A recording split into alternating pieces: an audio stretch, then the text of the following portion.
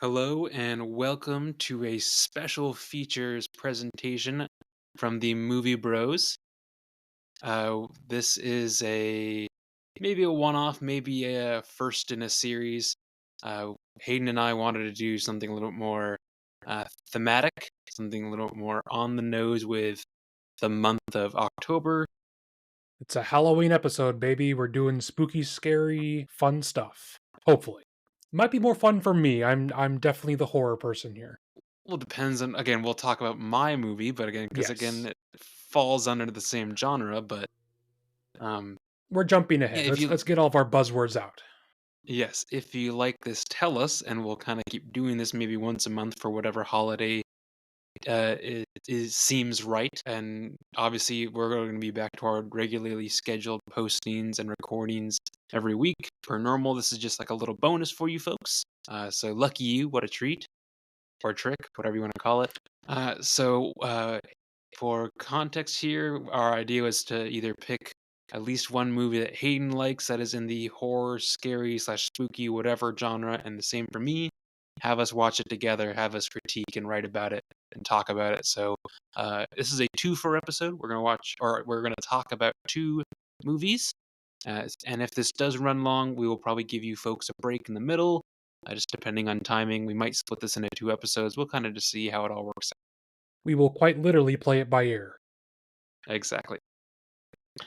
With that being said, I don't think we'll reveal the second movie in the beginning. We'll just say the first movie we're talking about is Hayden's pick. For listener retention, we are going to delay that until at the very least the pause area, so you guys will have to wait to find out, unless we've already spoiled it in the description of this podcast. So We'll see. it'll be a surprise for everyone. So, Hayden, what movie did you choose? So I went with the 2019 Scary Stories to Tell in the Dark adaptation. I'm a big fan of this. This is something that I own physically, and I watch it kind of every October every year since then. I think it's a good mix of classic fun with things that are actually scary. I think there's a lot to like across the board with this. Is this? I get the scary, and I see that there's lots of tropes in this. I don't know if there's classic fun in this. Well, I mean, we can get into this already, but I think that fun is subjective when it comes to the horror genre. When I think of classic fun, I think it covers a lot of different kinds of monsters. You have the classic haunted house, you've got ghosts, you've got zombies, you've got the giant pale lady, whatever the fuck that thing is. I think Okay, it all right. covers a lot of you know, the different things you come to expect out of horror movies, and it gives you a little bit of a flavor of everything. That makes sense. I appreciate the explanation. So I'm going to run through some of the fast facts for it, and then we can get into our generalized discussion. So, as I said, this is 2019. This is directed by Andre Overdahl, who is I wish I'd looked this up, but he's definitely not an American, obviously. This is produced by the very talented Guillermo del Toro, who, if you recognize his name, you know his movies. You know, it's Hellboy, it's Shape of Water, it's Pacific Rim, it's Pan's Labyrinth. Everything he touches comes out to at least be enjoyable, if not great. This is written by Dan and Kevin Hageman and Guillermo del Toro as well, and is based on the books by Alvin Schwartz and Stephen Gamel. And I remember reading these in elementary school, and the drawings specifically being very, very creepy to me as a child, but I absolutely loved them for it. Music here is by Marco Beltrame, who is a favorite of mine. And speaking of Halloween music, just as a reminder, we're doing a Halloween music retrospective over on our Instagram page, where we post a new song every day in our stories and give a little bit of a blurb about whether or not we like them. So if you're interested in all that, stay to the end of the episode, or we can give you the link to find that out. Cinematography here is by Roman Ozin. I didn't look up what else he's done, but there's a lot here that is very nicely colored. There's lots of good shadow work. It's pleasing to the eye at the very least. This stars Zoe Colletti, Michael Garza, Gabriel Rush, and Dean Norris. That's all I have for facts. Where do you want to start? So, looking at my handy dandy Word document here, something that I repeat often in my thoughts here, but I'll just start with that. This has a lot of great practical effects, practical sets. It's nice to see that because of Del Toro's involvement, they tried to do a lot of things traditionally because that's very much a staple of his. So one thing I have written down here is that the haunted house set that they first go to is a real house somewhere, and then they just dressed it up to look like it was abandoned and covered in cobwebs and other things like that. It there are lots to like about this movie from a visual standpoint. There are, for sure. I can definitely see, like, the influence of Del Toro. Like, I think I wrote, this is, like, Del Toro adjacent, like, it's not directed by him, but it's pretty clear. Oh, you can You see can all the see. strong colors. Yes. Well, speaking of color, there's some spots where I felt like the very opening scene when it's the, Hispanic kid going through town, Yes. uh, all the colors really pop. But there's a couple spots, I think it's when they meet the old African American lady named Lulu. It's too much orange, like, the whole it's too much. That scene is incredibly washed out. I don't know why, because everything else looks fairly well done. Maybe that was like a second director's shot, but it doesn't feel Either way, like it it has felt the same really amount off. of like yeah, it doesn't feel the same as the way that the rest of the movie does. So we briefly mentioned this in the section beforehand, and if it stayed in, then this probably cut out too. But one thing that I really enjoy about this is that it combines a ton of Halloween tropes into one movie, and it gives you a nice rundown of a ton of different stuff. You know, you've got haunted houses, you've got ghosts, you've got zombies, you've got like large monster things that chase after them. It's kind of like the 80s where you would get movies like Monster Mash and things like that where it would have a whole bunch of, you know, you'd have the Wolfman, you'd have Frankenstein, you'd have, you know, the Invisible Man, you'd have a bunch of things showing up in one property, and I like that here. It's a nice selection of you know, just different Halloween icons you would come to expect from something like this. That being said, the whole, like, the gang of the guys in the Letterman jackets, like, the bad guy vibes. Oh, they definitely look like they're over the age of 30 in high school. Yeah, well, there's okay, that's another note I've said. There's a couple spots where, like, the age is clearly, like, the main chick and, like, the main Hispanic guy, he looks like he's, like, 17, 18 at least, and she's, like, 12 or So we actually, 13. I was curious about this as well. Uh, I googled it while we were watching it. They are both 18. He just looks older. I'm just saying. No, Either way, I get what you're saying because she doesn't, you know, she kind of has a childlike appearance through a lot of the movie, but they are both teenagers. speaking of them, like, when they sort of meet when they hop in his car at the drive-in, at one point, they also, are getting chased by that gang of, what hoodlums? What do you I don't know what you wanna call that, those fellas, but, The they're getting fellas.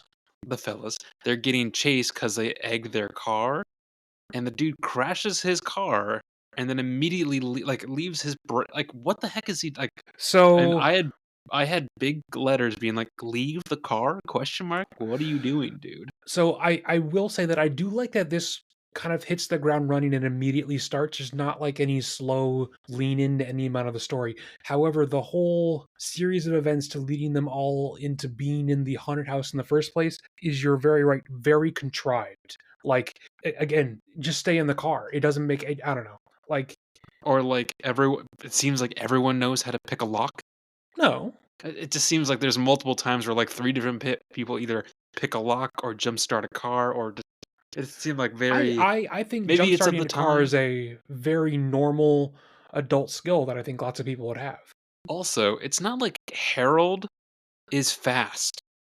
Maybe that's a separate part of the conversation, but, like, if we're talking about things that, like, are pretty like, the whole like, I think it's like a Geico commercial where they're like, "Oh, maybe we should hide behind the huge swinging knife, or do we go get in the car?" Yes. Like, the dude is barely chasing the one of the fellas in the cornfield, and, like, it's not like he's running, the guy could have gotten away.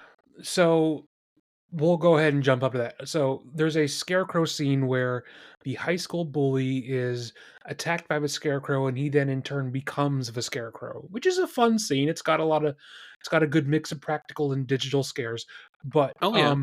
It's not that he's moving quickly, it's that he's seemingly teleporting around inside the cornfield, that no matter where, the guy runs, he always appears right in front of him, and so it's less that he's physically run down, it's that he doesn't have a way that he can actually get beyond his reach, I would say. I think it's just because I'm so much more like a logic base like this is how things have to work versus how they are allowed to work in a movie. So, as a big fan of the genre of horror, you do hear the term horror movie logic quite a bit, and I'm probably Well, going to use it sure. quite a bit in this episode, but you absolutely have to watch this with that kind of logic. And pretty much any horror movie, that if it allows something to become more scary, it is allowable to a certain degree. For that movie's premise. And I think that something like that is definitely forgivable, in the same way that the big toe scene, he Mhm. literally could have just left the house. A could have left the house, but, like, there are so many points where, like, they were clearly like, "Oh, don't eat the soup." He's like, "What? I don't understand," and then continues to eat the soup. I was like, "Dude, what the fuck you doing?" Again, horror movie Yes. logic. It makes Yes, there 100% is. more sense Sure. if he listens to them and he literally just leaves the house because it's a one-footed zombie that's chasing him. But it is a better horror movie scene if he doesn't and then is trapped underneath the bed. It makes for more fun tension and jumpiness. So I've mentioned a couple times that I really enjoy this movie. Did you actually like it? I I don't think I would go out of my way to rewatch it. I think it's good, but I don't think I would I don't like it is what I would probably say. Like, That's fair. It's not your I thing. definitely don't. Yeah, it's not my thing. It's not a bad movie. I would not give it a bad review. I would simply be like, "Oh, it's not something that interests me." So I'll just kind of read off some of my stream of consciousness stuff here.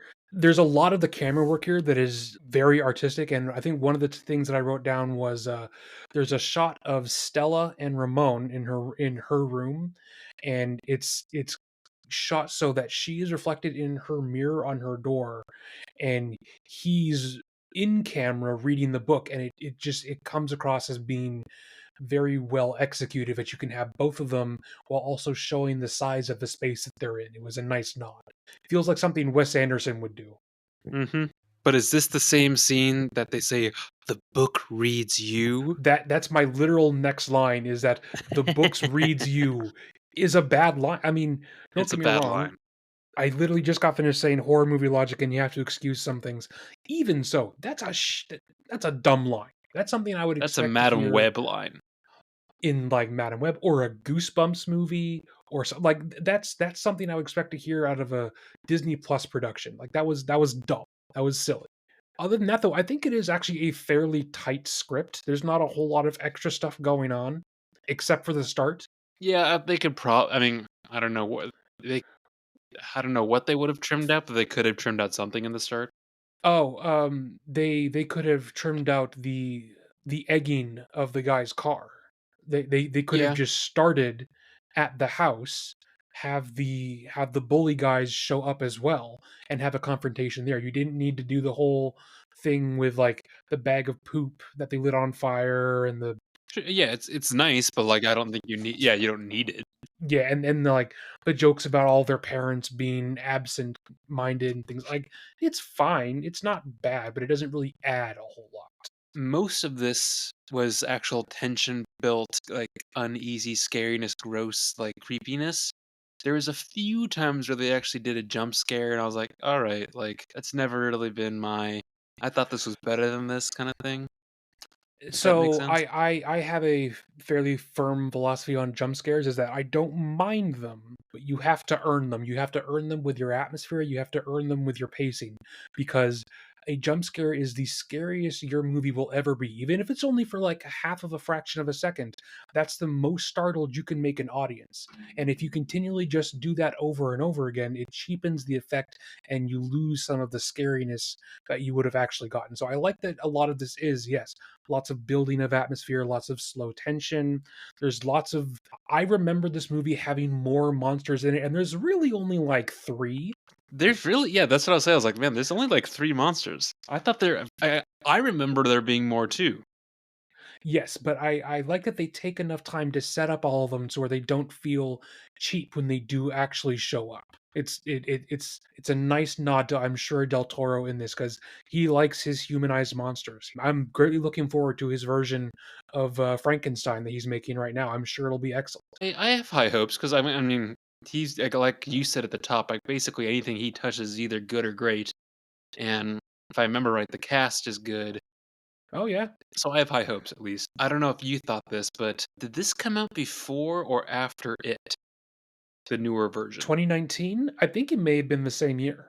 Because I wrote, it feels like it light, Lite cast of characters and So town monsters. It felt kind of like, if there's any one s- criticism I can level at this movie is that it is rated PG-13, and that's why it feels that way. I think if this was a hmm, wholly rated R, they could have done a lot more like actual gore and things like that, and it probably would have still been just as enjoyable. But I think that's the reason it feels like that because it is a it's another movie set in the 80s. It's yes, it's a well, it's 70 it's or a 70s. Yeah, late 70s, early 80s kind of vibes I got because they're going to Vietnam. that's true. Yeah. Oh, there's a plot line about it. Obviously, the movie doesn't ever actually go to the Vietnam War. So, of the handful of monsters that show up, which one do you think was the most effective? Well, I thought that the chick in the like red lighting in the hospital, like the buildup was good, and then it just like, oh, it's done. Okay, Yes, cool. that's kind of what I have down too. Is that that whole scene of him appearing in the red room hallway at Which, the yeah, good buildup. I liked.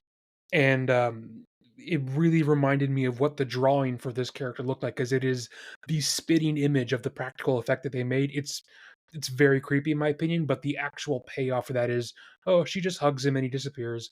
I don't know what else they could have done there, but I don't feel like Yeah, that made a whole lot of sense, you know? agreed. So it was that. I thought the like contortionist, that Oh, the one was Mitai good. Dodi Walker thing, the jangly man is a great scene. Yeah, that one's good. What else? Now I'm blanking. Oh, the So toe chick. Eh, so there's the toe zombie, there's yeah. the jangly man that we just mentioned, Mm-hmm. there's the pale woman in the red hallway scene, there's the spider scene. Oh, um dude, fucking spiders. Ugh. Well, We'll get there in I a wrote. moment. Yeah, And I've got then a specific wording for that. there's the scarecrow scene, and then there's sort of I'm gonna include the time jump kind of thing where we send Stella into the past and she gets to relive. Stella. I knew we'd get to it eventually. Where we I have send that written down 3 different times. it's a funny joke. You have to do it 3 different times and constantly when we watched it. Yes. Um I'm not meaning to sound like a dick. It was just like, really, dude, we're still doing this Well, joke. no, actually, so there's the original where I think that's Rocky Yes. or Streetcar Named Desire. I can't now remember. I don't But then remember, it's they, one of those, yes. but then like 15, 20 years later, Seinfeld references it, and Elaine is like super high on painkillers, and she's like doing this whole. It's very funny. That's actually what I think of. So that's No, why I always say because it actually makes me laugh, not that's the fair, like that's fair. ridiculous Rocky stupid bullshit. Either way, I Um digress. You were saying. and then I would just say that there's a sequence where Stella is like has a time jump where she goes into the past and relives Sarah Bellows, this tortured woman who is haunting Mm-hmm. them the whole movie. She kind of like relives her life for an evening, and I guess that kind of counts as a monster because you get to see Sarah I Bellows' ghost and things like guess. that. Well, Yeah, it's kind of like monster adjacent, I would say. Then, I wrote down, why do scary movies always use spiders? Because they work. Like, they are effective. oh yeah. So let's just dive into the spider scene. It's so I have an actual fear of spiders. Oh, I I do hate too. them. Arachnophobia. I got it. I think you and I think maybe we saw Eight-Legged Freaks Yeah, we did. and well, no, I think of that. I think of like Lord of the Rings, and I think of Harry Potter. All had scary big spiders in them. I think of the Peter Jackson King Kong. Oh, dude, I The would literally fucking have to spider like, pit scene. well, not like it was like it wasn't just spiders. If I remember right, it was Well, like right. insecty. I literally had to like close my eyes and plug my ears when we watched that Oh part. yeah, it's awful. This one is less giant spiders and more just millions of tiny ones erupting out of a woman's face. Just terrible, just awful. I usually skip that when I'm watching it just because I don't like looking at it. Fair. It's I get it. very it's another great combination of a practical like bulge on her face that is done with makeup and then just very realistic black spiders pouring out of a hole in her face. It is so bad to look at. But I figured if we're going to watch it for the podcast, we'll watch it all the way through. And I was right. Yeah, it's still awful.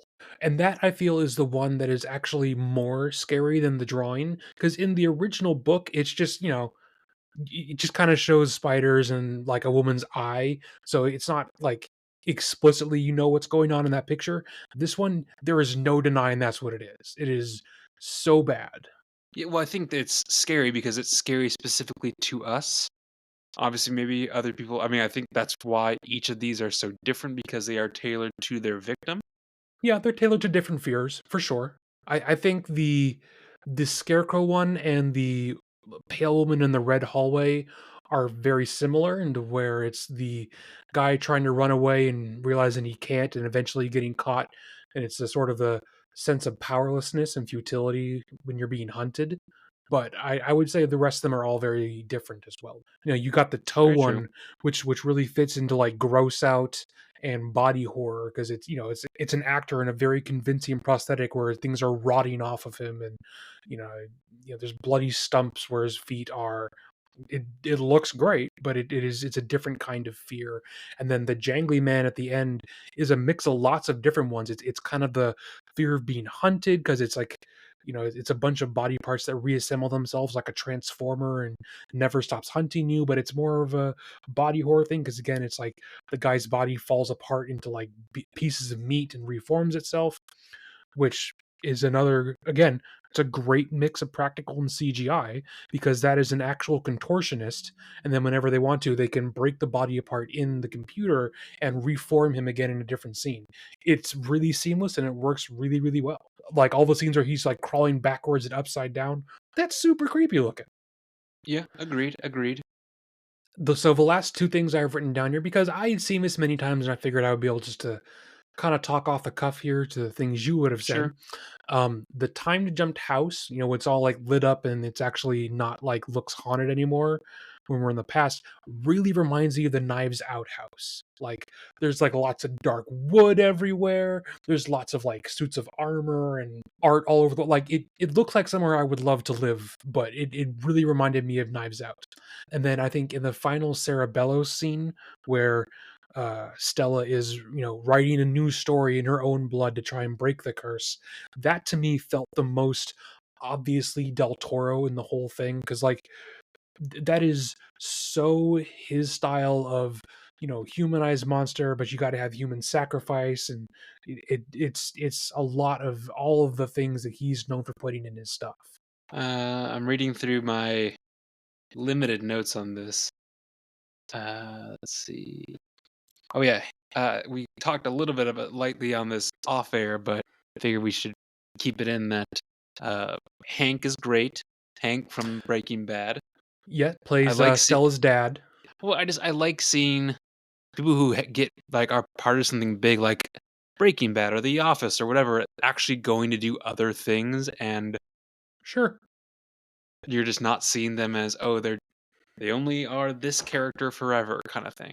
So I can Well, it's like appreciate it. I saw Ed Helms show up in something recently as like a bit role. I can't remember what it was, but it was it was a nice nod of, "Oh, hey, you were on The Office and in The Hangover."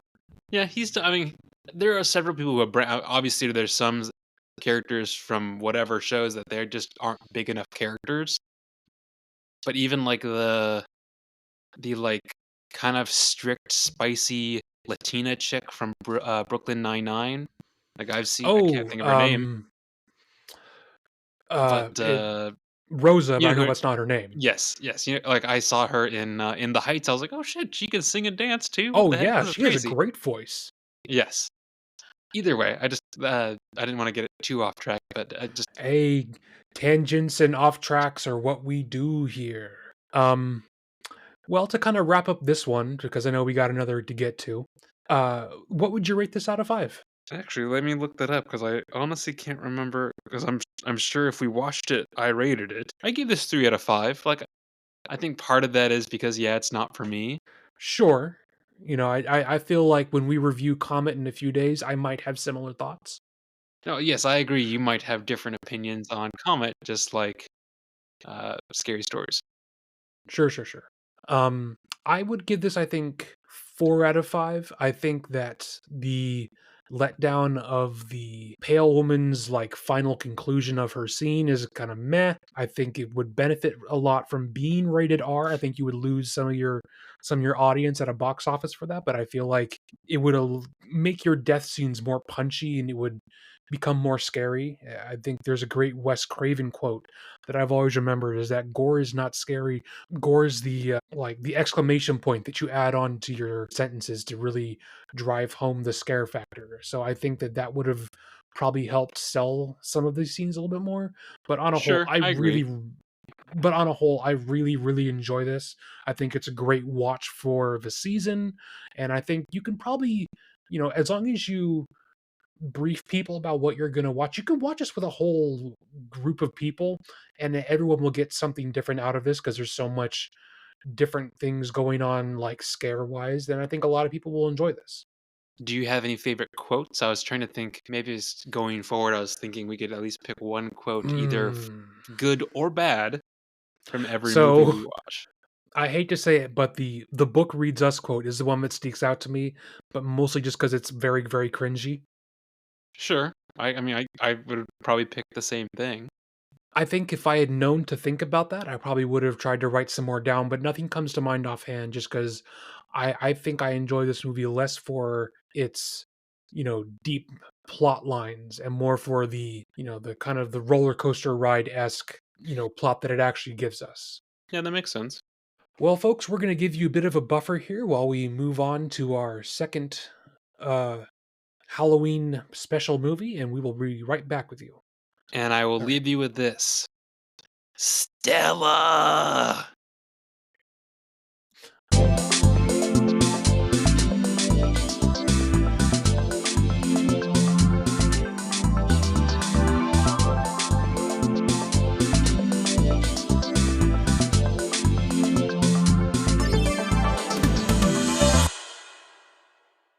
And we're back, folks. The bros are back.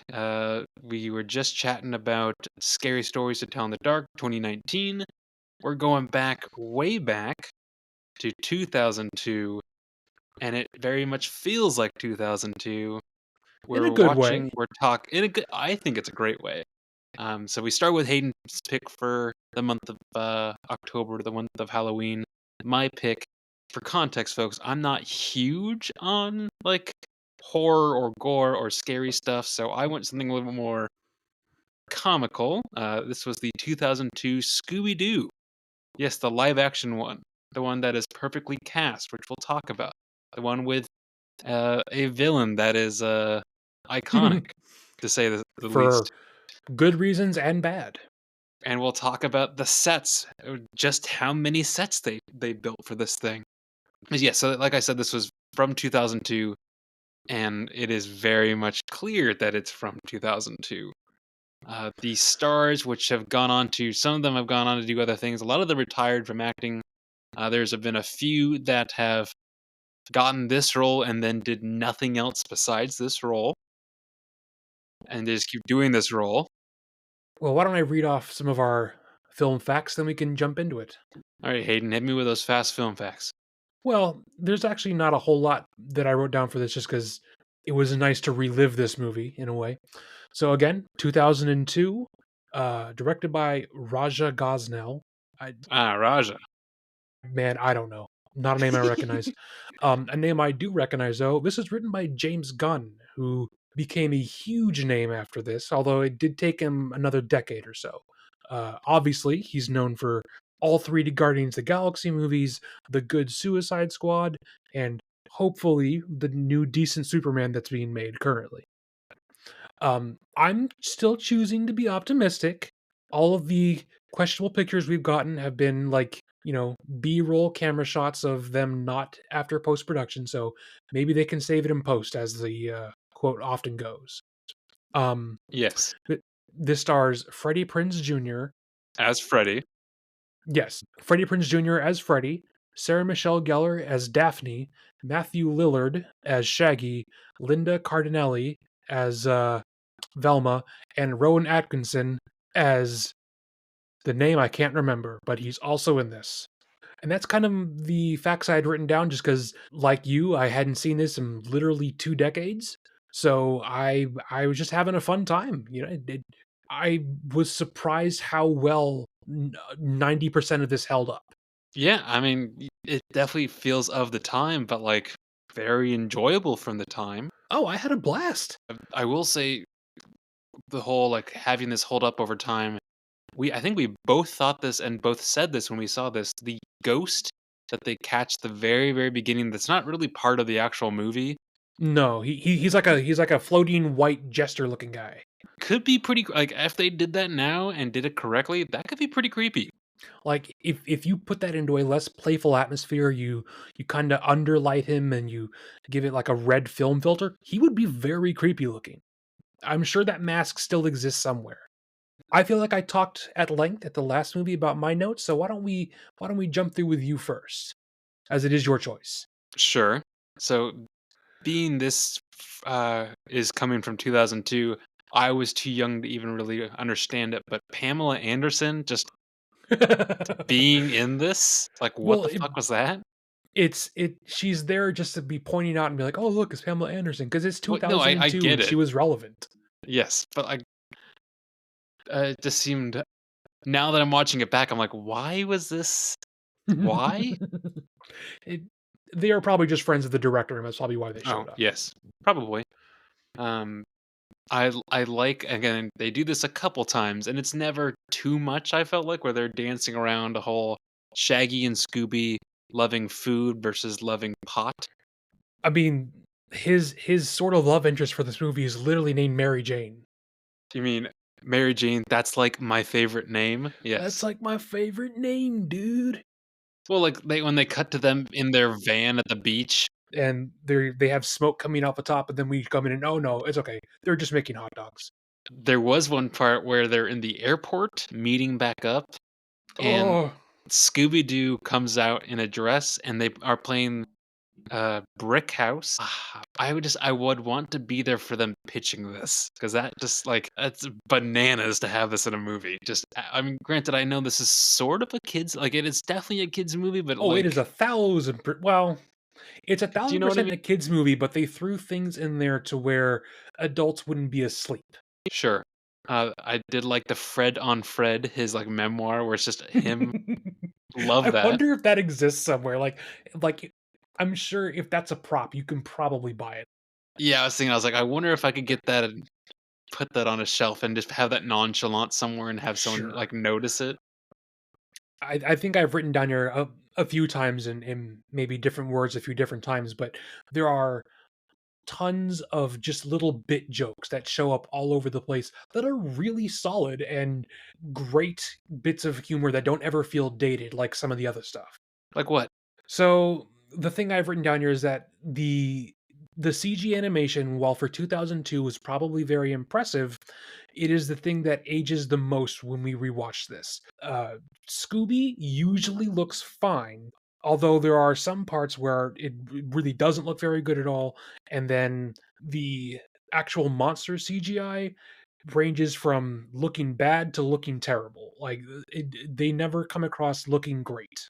Yeah, I don't know why, because I noticed that too, where they are so incredibly different. It's like one of them looks I mean, one of them looks like Scooby, and the ones that are the monsters, they almost look they were animated for, like, a crashed Bandicoot Yes, game. they look like demon cats. Like they look like they should be in that kind of a video game. So we mentioned this, or at the very least, I mentioned this several different times while we watched this. Linda Cardinelli is so attractive in this. It is not even a joke that she is more attractive than Sarah Michelle Gellar the entire runtime. Maybe it's just me, but oh my, she looks great. She's so cute as Velma. Well, I think at one point I wrote, "Linda Cardellini, please marry me." I mean, Yes. even So, now, I'm yes, I'm I I'm agree. I'm fine with it. Yeah. I'm single. Hit me Well, up, Linda. I've seen her in many things, and she always, like I think she definitely aged, but she aged well. Yes. I would also say Sarah Michelle Gellar also aged pretty well too. She's shown up and done a lot of Comic Cons, and actually, her and Matthew Lillard do that a lot. Well, they'll do Comic Cons and they'll just talk about Scooby Doo because they clearly both enjoyed making both of the movies. Did you see the video that I sent you about that with him? Oh yes, I'd actually seen that before, Oh, okay, because I was where like, "Oh, this is he's so cool." yeah. I mean, so one thing I've written down. So what we're referencing is that, and maybe we'll share this on the Instagram page. I don't know. He's at a comic convention or something like this, and he's on stage and he's going through how he would learn to walk like Shaggy. And he goes step by step. You want to flail your arms a little bit, you want to lead with your chin because you're always looking for food, you want to drag your feet, and you always want to be grinning. It was a nice little, like, 90-second clip. It was just interesting, that's all. Yeah, Uh, I did the Scooby, like, chuckle is so it's iconic, iconic. Oh yeah. but it's something that I don't know, I just don't really, like it's not something I really think about, but as soon as I heard it, I was like, "Oh, oh, yeah, that is it." Yes. It's iconic, and I would also say that there are lots of things in here that are straight recreations from the show, which is nice to see. Like, they didn't just buy the IP and make something that wasn't faithful to it at all. Like, if they made this in animation and changed nothing about any of the scenes, and they just animate it like they had animated some of the other TV movies, it would still be just as effective and fun. And that's, I think, a testament to how well they captured the energy, the vibes, if you will, Mhm. Oh, there's definitely vibes. of the Scooby Doo like humor. Well, what I thought was interesting is for a lot like I think I started watching Scooby Doo when it was like the originals from like the 50s or 60s or Oh, whatever. yeah, like the 60s and 70s. But Yeah, yeah, but this is set in like the 2000s and it still has the same feeling and vibe even though it's set, 30, 40 years yeah. after like Scooby started actually. I also like that no one aged at all. Well, Like this they this very subtly iteration. tried to change their hair. Well, because there's a whole plot point about how, because Fred doesn't give Velma her props and people don't like Sure, working together. sure. We briefly break up the band at the beginning of the movie, and then we flash forward a couple of years, and the only thing they do to show that this happened was everyone has slightly different hairstyles. Which, I mean, especially if I was a kid, yeah, that's enough for me. That's fine. Move on. Oh yeah, absolutely. So I think me and Would you you are in go agreement here. I was about to say that. Yeah. Spooky Island looks Yes. dope as shit. I Yeah. would absolutely go on a vacation there. That I looks don't know. awesome. Like, it I looks awesome. I wrote I would totally go to Spooky Island, and then I immediately followed it up with Mr. Bean, I love him. Rowan Atkinson is a fucking treasure, dude. Like, everything he's in is greater because he's in it. But Well, I could absolutely see myself going to Spooky Island, day drinking the entire time, and having a fucking blast. It looks great. I'm curious, like, so our parents go on tiki-ish cruise stuff. I'm curious how much of this is like, what they do? I don't know. Probably. I mean, there's probably less ghosts. There's probably less roller coasters. Definitely less. You know, Hair gel? hair. Hey, Fred's got to look his best. Oh, I'm not talking about Fred. I'm talking about the guy with, like, the, like, spiky pointed you know what I'm talking about? Like, the guy who gets beat up, Oh yeah. Like the guy who looks like he walked out of a '90s skating video. him and Olive Sugar Ray, yes. Well, so there's a sort of musical section where they Shaggy walks into like a beach volleyball and there's a live band playing, and it's literally the band Sugar Ray. And we had a brief moment where we tried to think of which early 2000s like pop rock band it was, and I'm like, okay, is this Sum 41? Is this Blink Smash Mouth. 182? Smash Mouth? Like, I don't know. It is so emblematic of the early 2000s, but in a great way and not in a cringy way. Well, yeah, I didn't even realize, like, oh, Sugar Ray was in this, Smash Mouth did, Shrek, and these were all coming out around the same time. I mean, speaking from experience, it was a great time to be a kid, man. Well, yes, that's what I'm saying. I will say there's I can't remember when the line was said. I don't even remember who said it, but someone said purple is a fall color. It's the middle of May, and I just remember being like, "Oh, got him." It was just Um, it was a dumb fashion like burn this is piss. a burn from Velma to Daphne when they first arrive in Spooky Island, I think. Okay. I couldn't remember. I saw it on my notes. I was like, I don't even remember who said this It's definitely directed at Daphne, but I don't because remember she which wears a lot of character purple. says Sure. it. Speaking of, Feels like Velma though. yeah.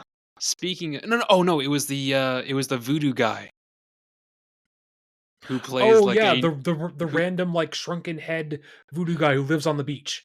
but he's Weirdly, like actually connected to like normal person reality, and he's like, "Bitch, what that you is doing?" Like, that is which is funny. hilarious. It's so funny.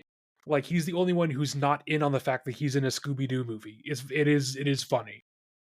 And he has a whole thing about like, oh, okay, there's a creepy castle. Don't go in there. And they're all like, oh, we should go to the creepy castle. And he's like, are you people listening?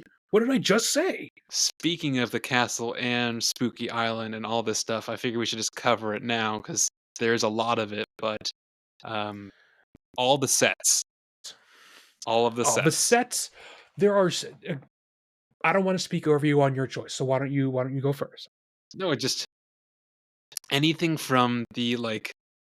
There's probably like 3 or 4 like good size, intricately detailed rooms in the castle, all the tiki bar stuff and the island.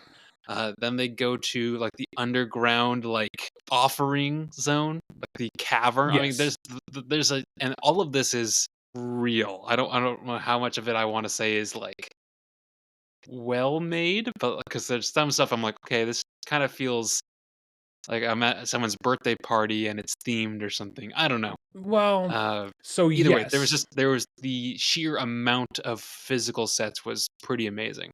Yeah, I think it's most noticeable, at least for me, in the castle environments, because there's a whole sequence where it becomes a moving ride, and you go in and out of all these rooms, and there's decorations all over the place, and there's like, like puppeteered hands coming out of the wall. Like there is so much attention to detail and making everything look colorful and interesting and creative, and they made all of it physically, at least where possible. Like it is, it's impressive in a time where things like Spy Kids were coming out around the same time, and they just dumped CGI into it at the time, and some of it doesn't hold up. All of it holds up in this pretty well outside of the monster designs. Like it looks great. And it never took me out of it because they're all like tonally they're all the same kind of set design. They're all bright, they're all colorful, they're all kind of slightly tiki-ish, they're all kind of slightly like voodoo themed. It was a nice complete art direction, I would say. Yeah, definitely. It wasn't like it didn't feel. I think obviously maybe it felt this way as a younger kid, but I wouldn't say it felt immersive like some like Del Toro, for example. Speaking of, I feel like Del Toro does more like immersive sets. Like it feels like, oh, I could literally step into this. I think it's a camera work issue. I think a lot of it is static and the camera doesn't really move around a whole lot when they're not moving themselves. And so the places don't feel lived in, but I think they definitely feel like complete environments, at least in my opinion. Yeah, maybe camera work. Either way, just it was definitely it felt this movie felt more like Halloween when I think of Halloween. It's a lot more playful. Like It's a lot more fun. exactly. Whereas, yeah, I don't know if I'd put scary stories to tell in the dark. I wouldn't. It doesn't feel as much Halloween. It just feels more just like this is a scary movie, which is it's not a bad thing. That's not a critique. That's Oh, just a sure. like No, I was just gonna say genre. I think that that speaks to the differences that we me and you come to expect from the holiday and things like that. Sure, that's very true. Do you ever feel like the humor in this ever went too far into the stupid category? Do you think it was pretty well balanced? I would say generally well balanced. Really, the only spot where I was like, "All right, we got it," but also I was like, "Okay, I have to remind myself this is a like little kid movie." Was the like burp slash fart off thing? I have the same thing written down. But that was really the only spot. Like everything else, I think is great. Yeah, what I have down is the burp off scene while in character is pretty stupid, but then again, I have to remind myself this was made for like 12 and 13-year-olds, so burping is literally the height of comedy for them. I don't know if it was lazy or if it's what works for the movie, but like the MacGuffin little pyramid thing, Um, uh, I don't mind it. I think it fits in fine. I think without it, the ending scene wouldn't have gone on as long, and it probably wouldn't have been as good. yeah, maybe not.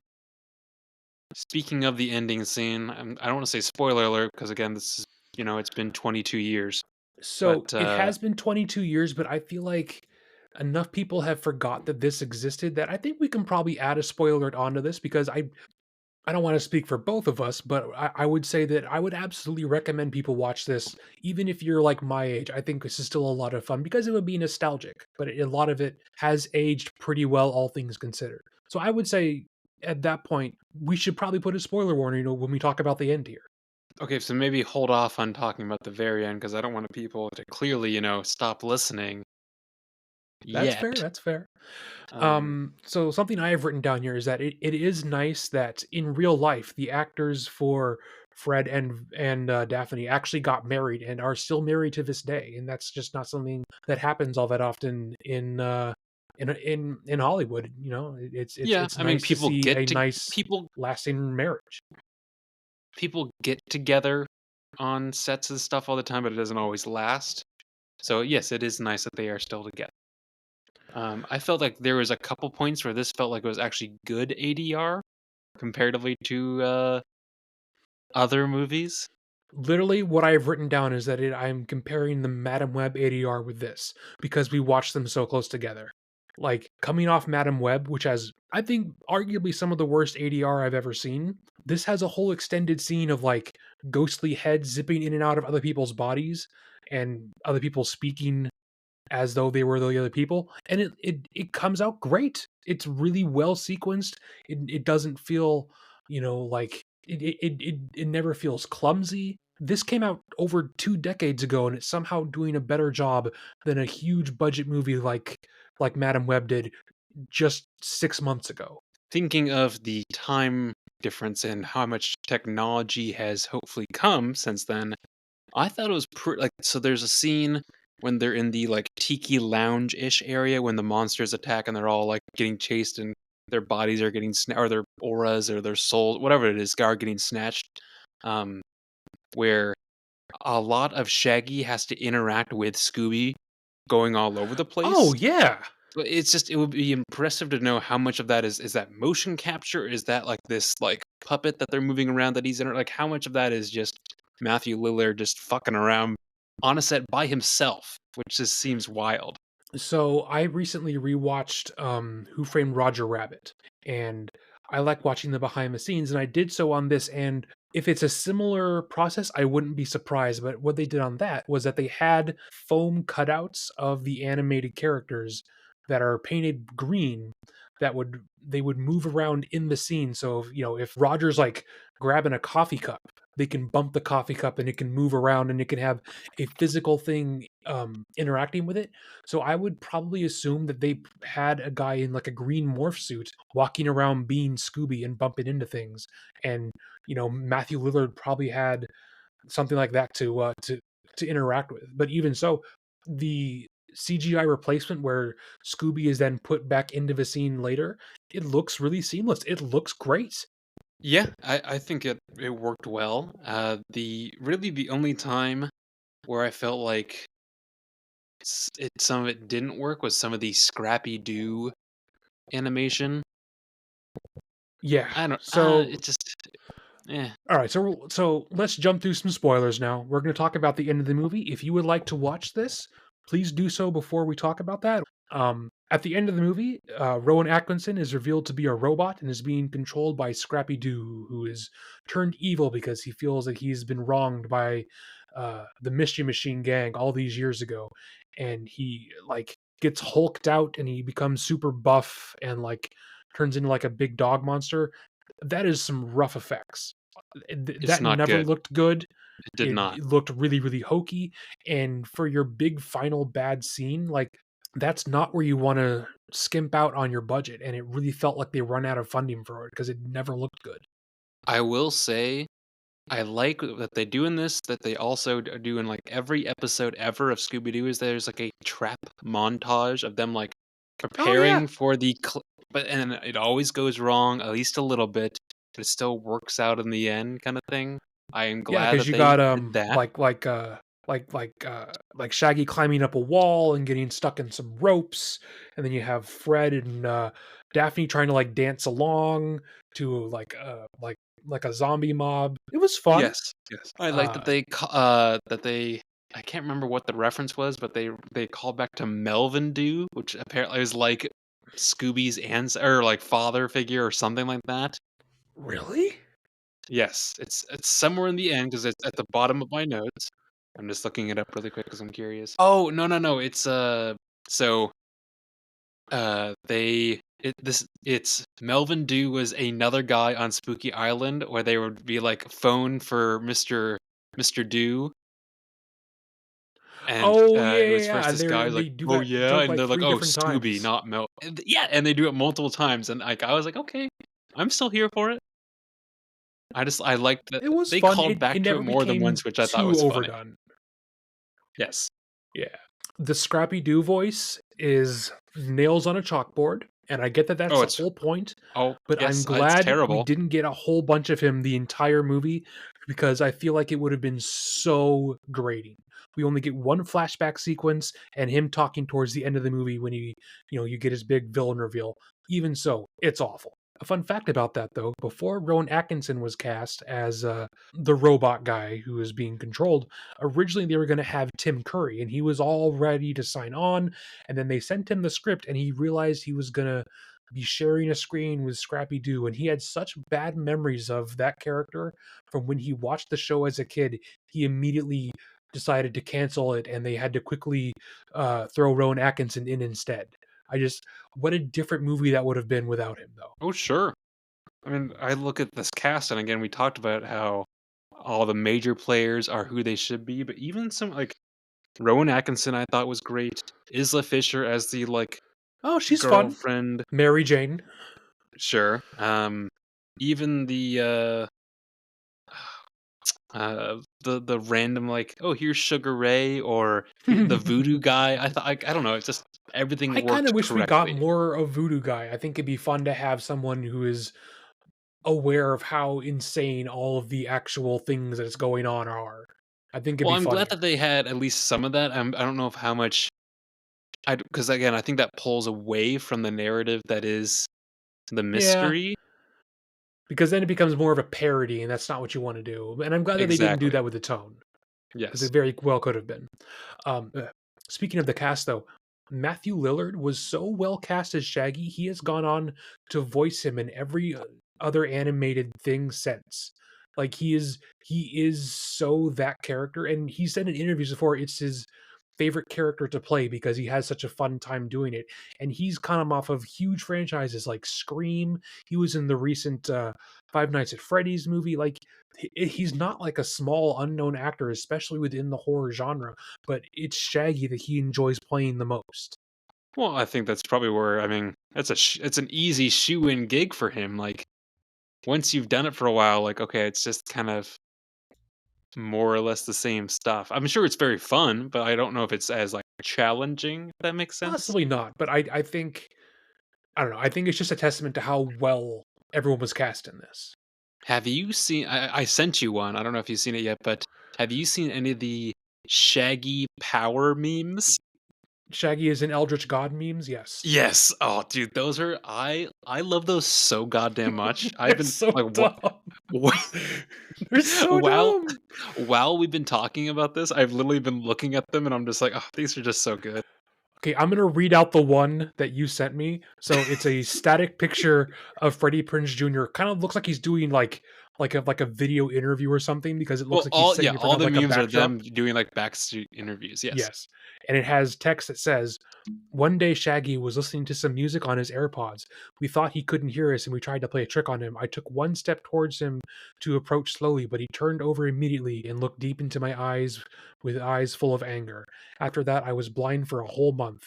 If he had used more than 5% of his power, I would have been dead."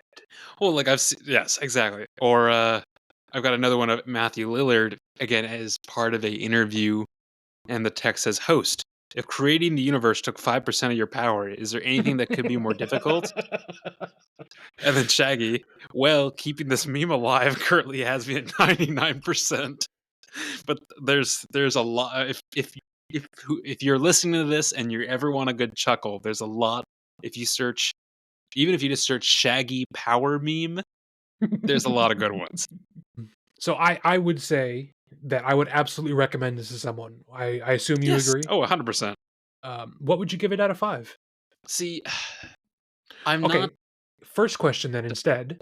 When you watched this as a kid, was it ever scary to you? yeah, there were a couple parts that I'm sure there were some scariness to, yeah. See, I sorta strongly remember watching this, and it never scared me. I think I just had a good time. It was always just goofy. Well, it's But probably granted, when you watched it when versus when I I watched it, yeah. right, because when I watched it, you would have been 4 years younger, so if in 2002, I would have been, like, 10, so you probably would have been 6 years old. Yeah, I can see this being scary for, like, a six-year-old. Well, yeah, some of the, like, monster stuff where they're, like, roaring or yelling or whatever, yeah, probably a little creepy, a little Sure. scary. Especially if you had never seen a CGI anything before. Mhm. What's interesting, I was just looking at my rating on Letterboxd, which I will say I sometimes go with my rating based on my enjoyment, and sometimes I try to be, like, a little more decisive and critical. Sure. So while I gave the movie a 2.5 out of 5, I think my enjoyment Oh, well, hold on. My enjoyment is much higher than that, sacrilege. but what's also interesting is A, the poster for this is the gang, like, in the foreground, and then behind them is the shadow of the jester, but the jester's only in, again, the first, like, 4 minutes of the movie. It just seems odd that that's the, like, choice they went with. I think that was probably done to try and make the rest of the movie a surprise. Maybe, but then I keep in if I mind, had to again, guess. I'm only giving this a 2.5 out of 5 based on the actual, like, "quality," quote, unquote, of the movie, even though I know my enjoyment is way higher, but overall, it's got, like, a 3.3, like, it's a very much solid in the middle movie. Not a lot of people hated it. A lot of people either liked it or loved it. So, I think you're probably, a little higher based on your reaction to that. I mean, so if I actually have to think about, okay, is this a good movie? See, that's what I'm saying. You know what? Screw it. I'm still saying yes. I think Well, this, n for the tone it was trying to achieve, for the kind of atmosphere and the kind of humor it wanted to employ, I think it hits all the right notes like 90% of the time. I think this is successful in making a live action Scooby Doo movie and not just a homage.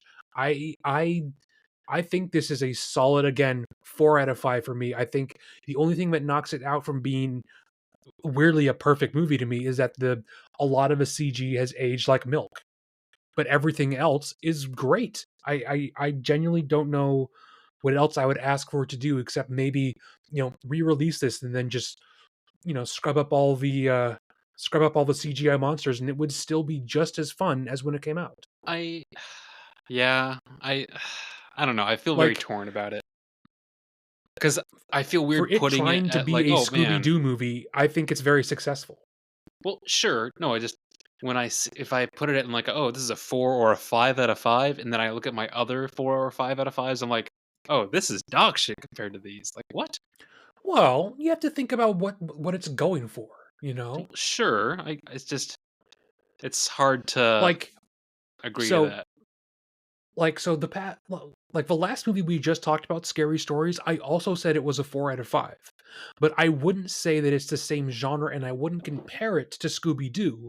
They are both in that category for different reasons. Yes, yeah, I don't even know if I put him in the same No. genre. Like, I mean, eh, Scooby-Doo is firmly in the comedy and, like, family entertainment. any other thoughts, Hayden? I think that's more or less what I've got. Um, Other than I wanna reiterate how hot, Linda Cardinelli is in this, no.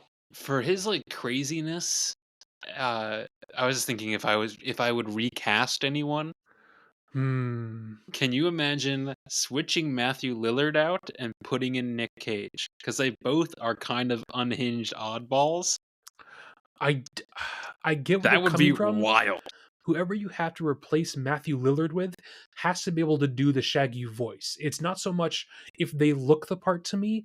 I think Shaggy, more so than any of the other members of the gang, sounds a specific way. I think you can throw, like a handsome guy into a Fred role and he'd be fine. I think you can Well, sure. throw a pretty girl into a Daphne role and it'd be fine. So much of Shaggy specifically is a very specific sound, and I don't think I can picture Nick Cage doing it. Well, I meant strictly for the mannerisms, like the physicality. Oh, sure. I mean, he'd be able to be wacky all the time. I don't. To me, I can't see it. Nor do I think I would actually want them to recast this. If anything, they Oh, make no, a I wouldn't Scooby either. 3 and they just show them, moved on with their lives and they're all older and they have to come back together and solve one final mystery. I Yeah, would I'm fine with that. I'd be literally, down for that. I would help finance that. I think that would be a ton of fun. Bring back James Gunn. You know, I think it'd be great. Actually, this makes me want to watch the sequel now. I remember the sequel not being as good, but it was still very well received. Yeah, I remember not liking well, the sequel had, like, a lot more, um, CGI, if I remember, because there's way more monsters, because it's, again, Monsters Unleashed is the second one. Yeah. See, I have a lot less strong memories of it, but I don't know. I'd be willing to track it down. Um, well, that just about wraps up everything we had, I think, for both Scooby-Doo from 2002 and Scary Stories to Tell in the Dark from 2019. This has been a special features presentation from the Movie Bros podcast. So if you have just found us for this one, well, lucky ducks.